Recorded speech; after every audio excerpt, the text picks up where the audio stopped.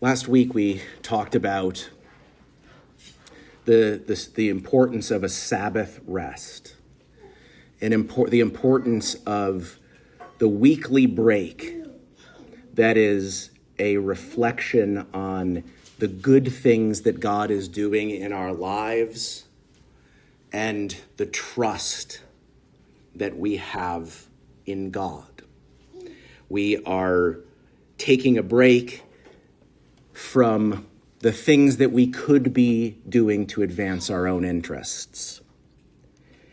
And I pointed out last week that the fourth commandment of the Sabbath is directed to everybody, but is especially directed toward those who have some sort of office or authority over others.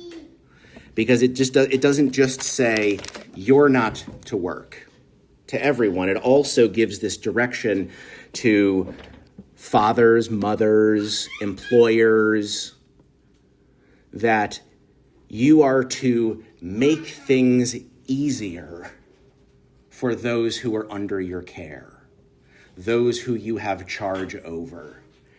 That you need to make sure that you engage with them in such a way that your children don't feel like they need to work, like your employees don't feel like they need to put in extra time to get prepared. And I think that that's an important piece of information as we go into this next commandment, because if we take it on its own, it doesn't maybe feel like it addresses every situation. What about fathers and mothers who are terrible to their children, abusive? Do we honor them? Is this just a commandment to children and people to allow themselves to be abused, to be taken advantage of? And we have to look outside of the Ten Commandments to really understand the breadth of it. But I think that when we take this alongside this command for parents and leaders to make things easier on those who they have under their care, that we can see that they are not separate ideas. And this is exactly the way that Paul understands it in the book of Ephesians when he's interpreting the Ten Commandments in light of the gospel. That's really what the book of Ephesians is all about. What does the fact that the promised Messiah, the promised King, has come mean to us in terms of how we are supposed to live our lives, and what relevance does the Ten Commandments have for us today? And so in light of the gospel, Paul starts interpreting the Ten Commandments, that we are to bow our knees to God the Father, that we are, those of us who used to be thieves, are to steal no more. And what Paul introduces, I think, is very right and very clear, even in the Ten Commandments, that he interprets something like the thief shouldn't steal anymore as not just being the prohibition of stealing, but with the commandment also comes the opposite positive thing. So Paul doesn't just say, don't take anything. He says, you need to be generous. The thief who used to steal now needs to work so that he can give to others. With these negative commandments also comes the opposite.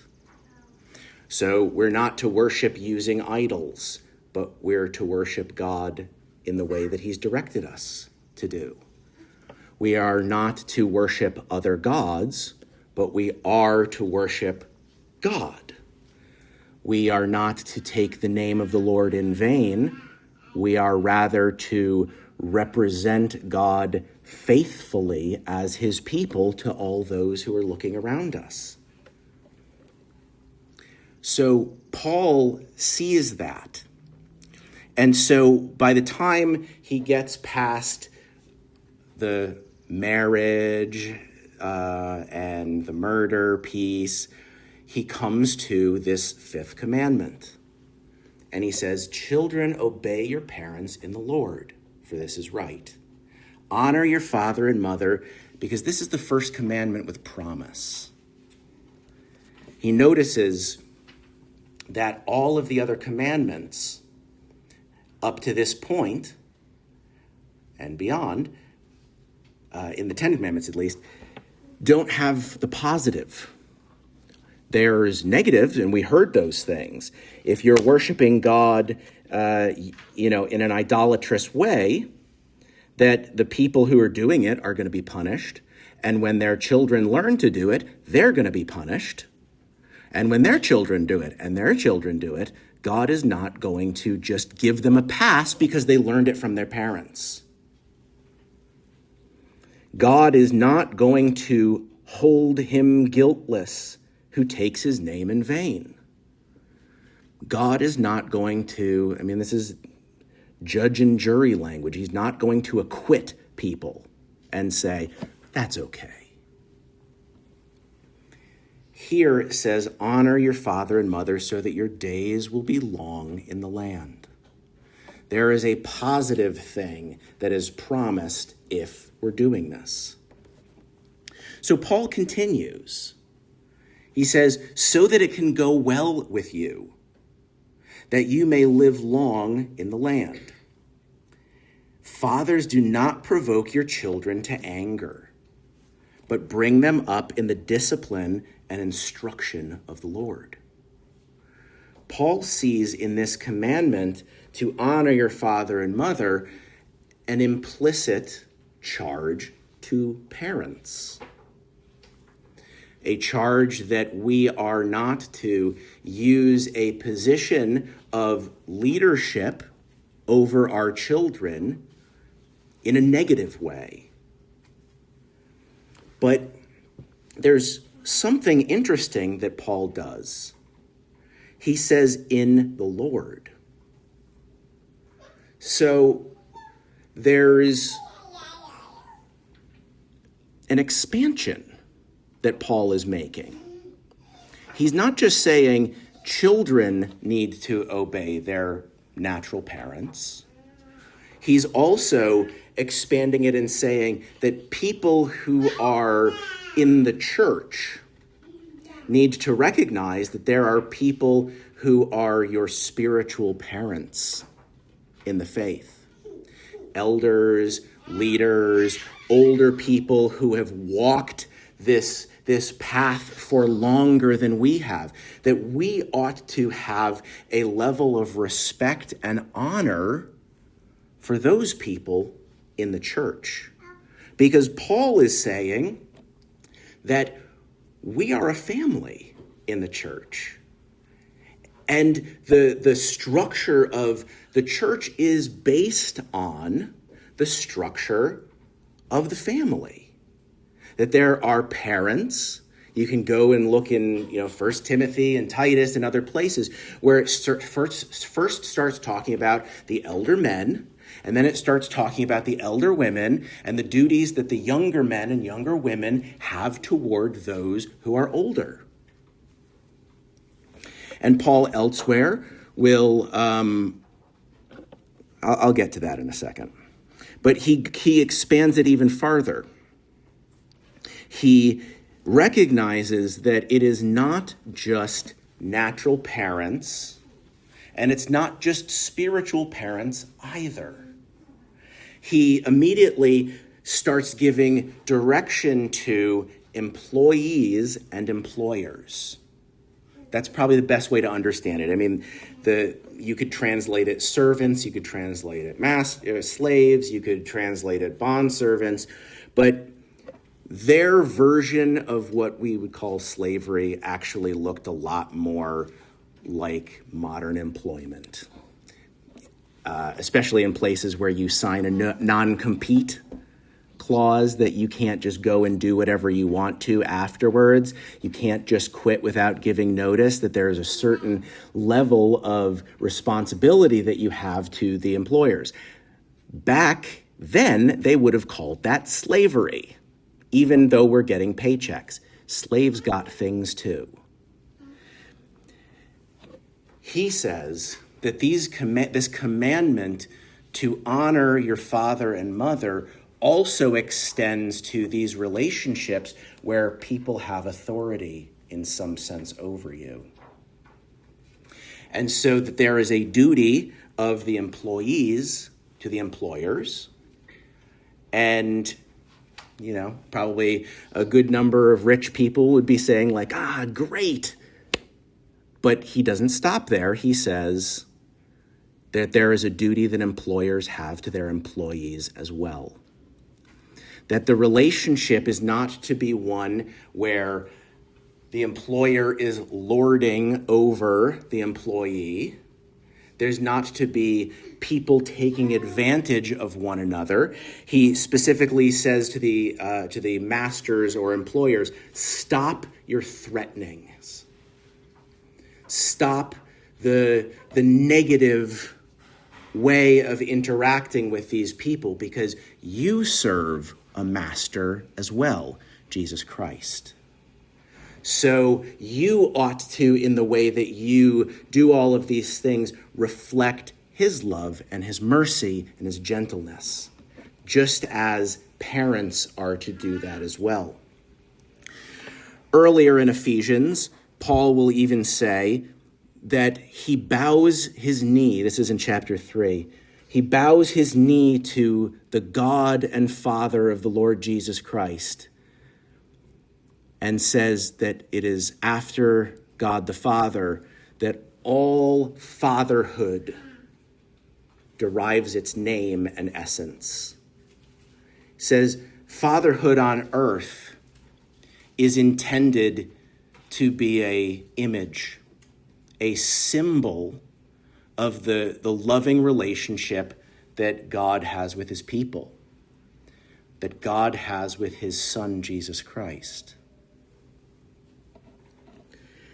And so when we come back with that in mind, here to the commandment that Moses is writing down that God spoke to his people, we have to understand that it has a lot more going on in these implications of our duties than simply to obey.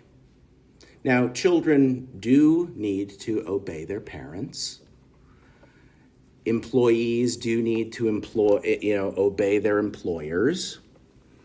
Obviously, not obey something that is contrary to God's word. But obedience is about this much of what's going on in this commandment.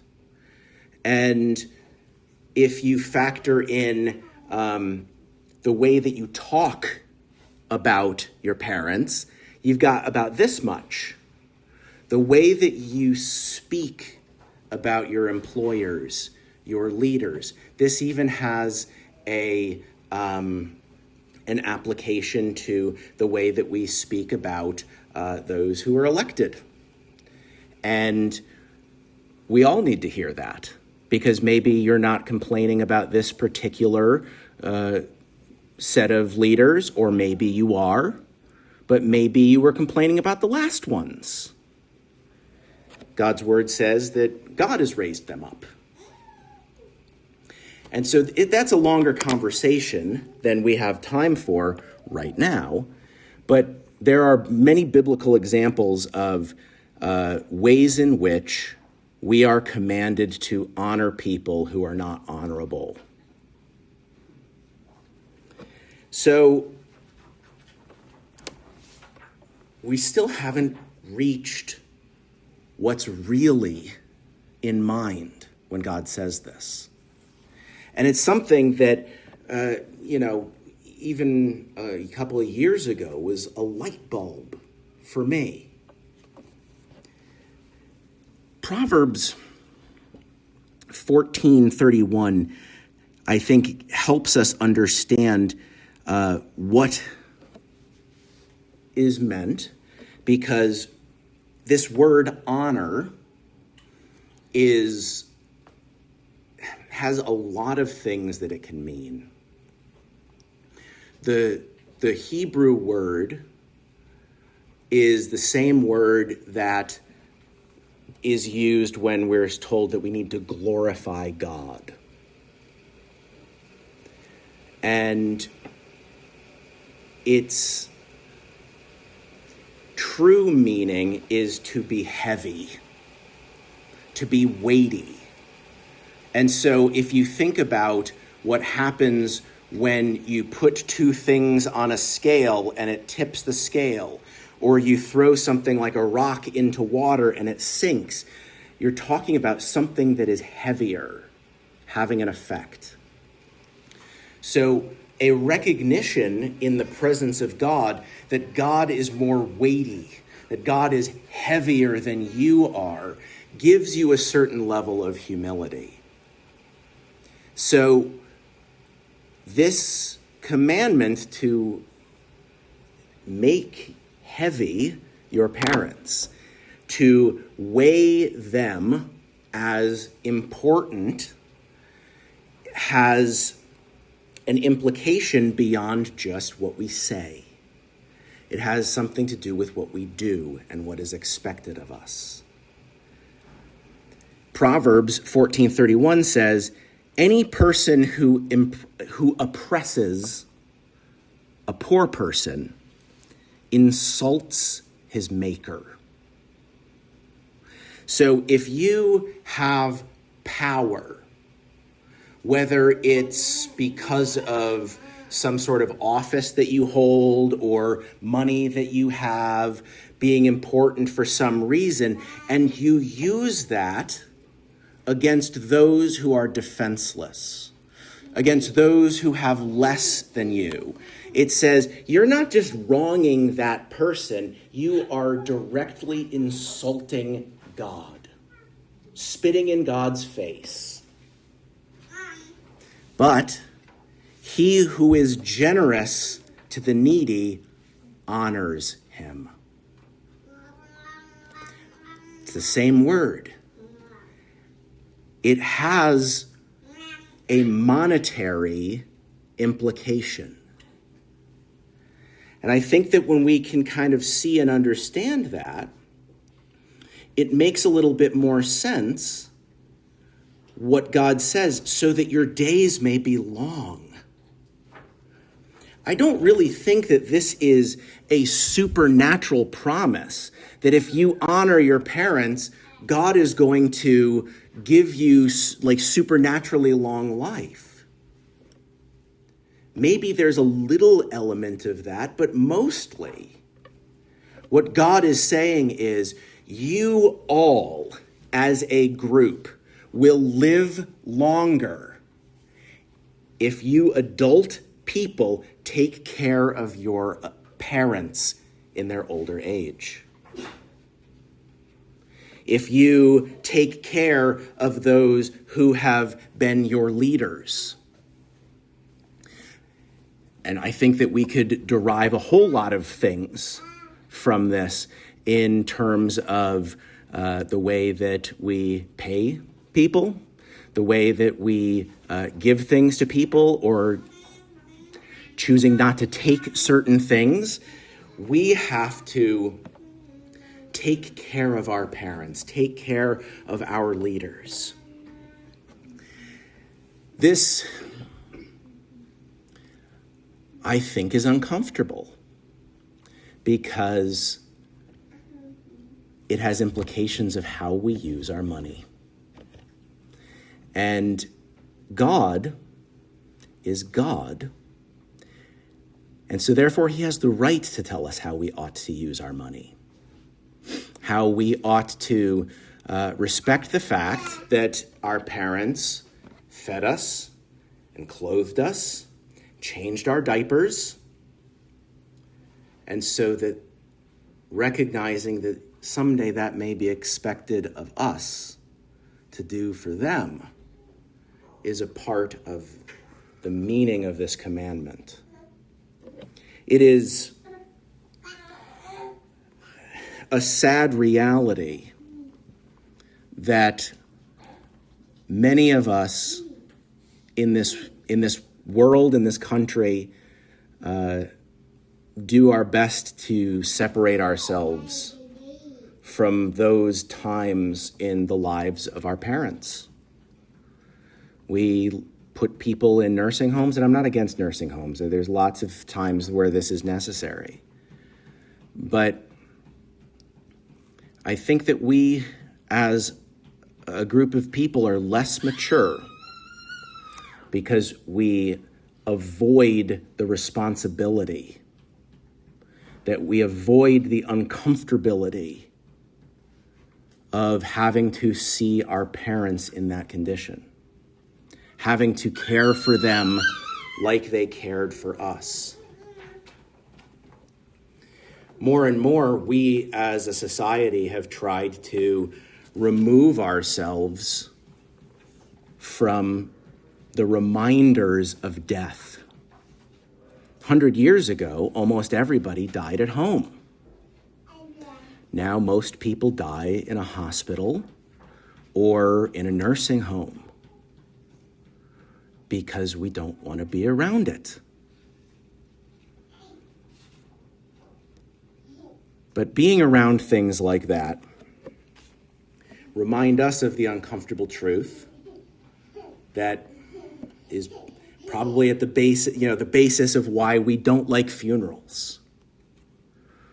Because it's that reminder of the reality that someday that is going to be you in that box. That the only thing that we can definitively say that we all have in common in this room is that either you're going to bury me or I'm going to bury you. Figuratively. We are all going to die.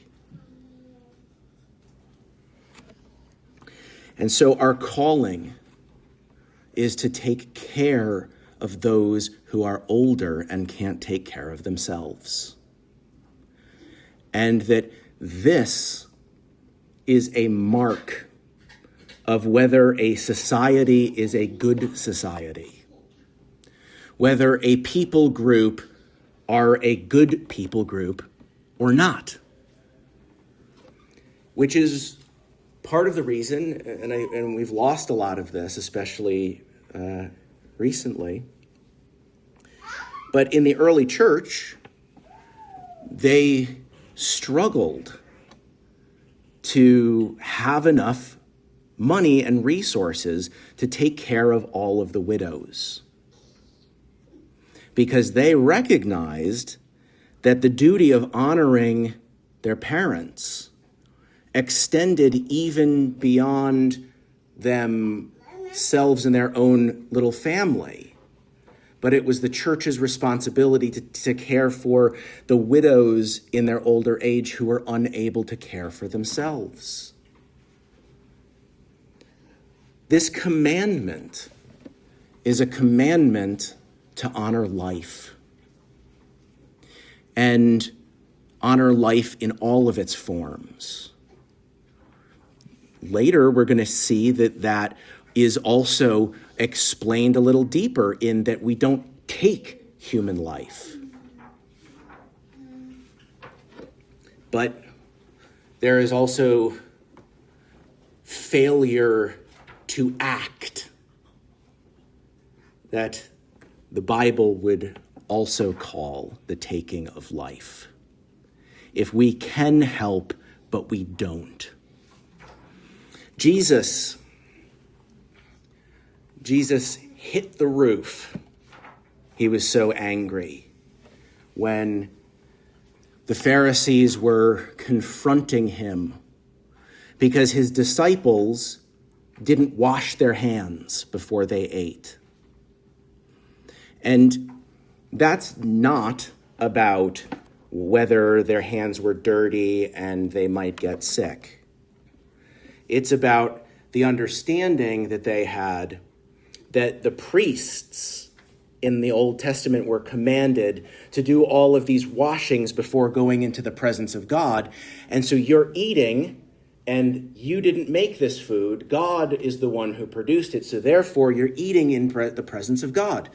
And I think that's a great perspective to have. But what they did was they expanded that commandment to the priests to do all these washings, and they tried to tell people, you need to do this. They were adding a burden to people's lives. And Jesus says, you guys will step over God and his commandments to try to perform your rituals that you've added.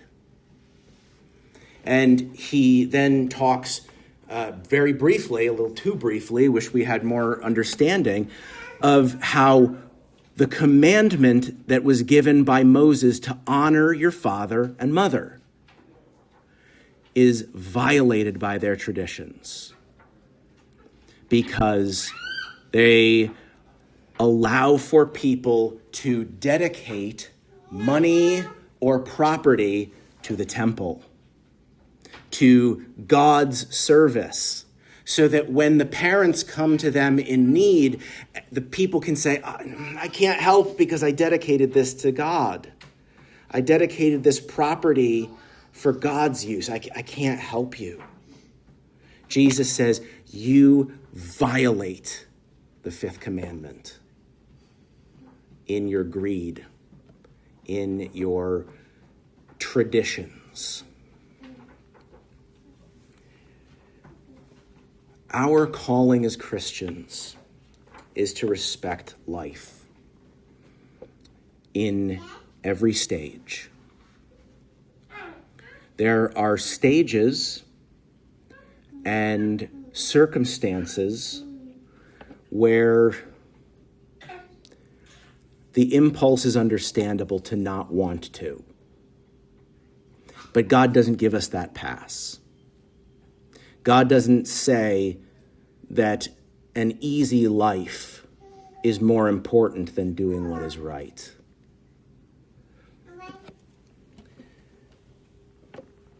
When children take care of their parents, they also show their children the importance of taking care of parents. And when people do that, the lives will be long because we're caring for each other. This commandment is, of course, about honoring our parents, about honoring those that God has put over us. Many people will kind of break the commandments apart and say, these ones are about our relationship with God, and these ones are about our relationship with people. I don't think that. I don't agree with that. I think all 10 are both. And so I think that there is also a sense in which not honoring your parents, not honoring this office, because we know, just like we can look in the political realm, that there are people who occupy an office who don't really deserve respect. Yet it is our duty, as much as we can, to honor the office without maybe honoring what they do, the way they occupy it. That our parents, many of them, don't do it right. All of them don't do it right. But some of them really don't do it right. That doesn't take us off the hook. And in fact, the care for parents who were cruel in their older age can have the effect of leading to repentance. Think of the thing that Paul says in the book of Romans, that when we are kind to those who have done evil to us, that we heap coals of fire on their head, that there is judgment that they are feeling, the judgment of God, when they're receiving what they didn't give. In those circumstances, maybe we don't do it ourselves because of a complicated relationship. We don't have to, like David and Saul, we don't have to trust them. We don't even have to be friends with them. But we need to make sure that they're taken care of. And so if they're not being taken care of, we do have a duty to get them into a place where they're safe, where they can eat. Jesus did this as well. Jesus understood the honor to parents as an honor to God, because these are the parents that God gave you. These are the leaders that God gave you. And so if you do not honor, do not care for those who are in these offices, and it doesn't even have to just be political. It could be police officers, it could be pastors, and I don't want to say that in a way that's self-serving, but the reality is that elders in this church that we'll, have in the future, hopefully, that people who occupy some kind of office, whether they do it well or not, occupy an office still. And so it is dishonoring to God, who is ultimately the person who we are failing to show honor to when we don't honor those that he's put in our lives, when we don't care for them. Think of the example that we have in Jesus. He honored the high priest, even though the high priest was not an honorable man. He honored his parents, even though they were sinners. One of the last things that Jesus did when his mother and his one disciple who was brave enough to be there at the crucifixion were there, he said, I want you to take care of my mother, and I want you to allow him to take care of you. Jesus, in his last breath, before he says, it is finished, takes care of his mother. So we have an image of what it looks like, and we have a Savior who has done it right, who died for us on the cross for all of the ways in which we don't do it right. We have already heard about the forgiveness of sins. We've already heard about the work that Jesus has done to bring us into the family of God. And we were able to do this because Jesus honored his Father with his whole heart and his whole might and all of his strength and everything that he was and had. So we are not judged by this. We are not saved by our performance in honoring our parents. But the reality is that we've entered into a new creation through the resurrection of Jesus Christ, where Paul and the other writers will tell us that we have been freed from sin. So we are more able to honor our parents, to honor our leaders, than anyone has ever been, because we are people living in a new creation with this power of sin broken. The people whom God spoke this to, they didn't. They didn't honor their parents. They didn't live long in the land. God drove them out because of their wickedness. And it was other things, but there's other passages where it talks about how they didn't honor their parents. The people were set forth to be an image of the Son of God. the people group was called my son by God. Yet they failed. They failed to truly be the Son of God, as we in our lives have also failed. But there is one who did not, the true Son, who extends his sonship to us as his people, so that we, not through our own work, but through his work, can come as his children to his table. That's the imagery of heaven to come, that we are invited to the table of the Lord. And so as we look forward to being in the presence of God, we have this act of worship, this meal,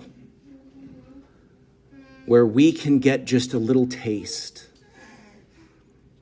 of the reality that is going to be ours through Christ. That he is going to, despite our failure, pull us to his table and say, there's room for one more. There's room for you. So I invite you to come to the table as Jesus Christ has flung wide the doors to all those who trust in him. Come to him, be nourished by him, be strengthened, so that you, led by his Spirit, would be able to be free from the sins of selfishness that might keep us from caring for our parents and caring for those that God has put into our lives.